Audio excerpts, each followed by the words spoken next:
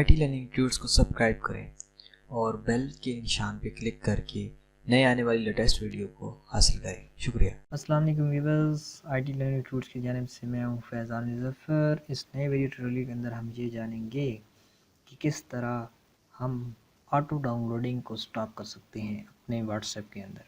अगर आपने हमारा IT learning tutorials YouTube channel subscribe नहीं किया तो जल्दी सब्सक्राइब कर लें ताकि नए आने वाली वीडियोज़ आपको मिलती रहें। तो सबसे पहले आपने अपनी प्रोफाइल के अंदर जाना है और सेटिंग के अंदर चला जाना है। सेटिंग के अंदर चलने के बाद आपने डेटा यूजेस के अंदर चला जाना है।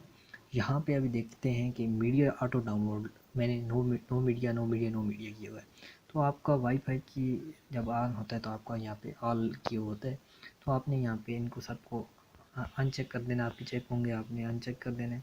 इसी तरह अगर आपके वाईफाई कनेक्शन के ऑन है तो इनको आपने चेक करना है। रूमिंग की कोई भी आपके ऑन है तो आपको उनको नो मीडिया कर देना है। आप अपनी मर्ज़ी से जो डाउनलोड करना चाहें आप उसे कर सकते हैं। तो इस तरह आप अपनी तमाम मोबाइल जो डेटा है उसको आपकी ज़्यादा यूजेस से बचा सकते हैं।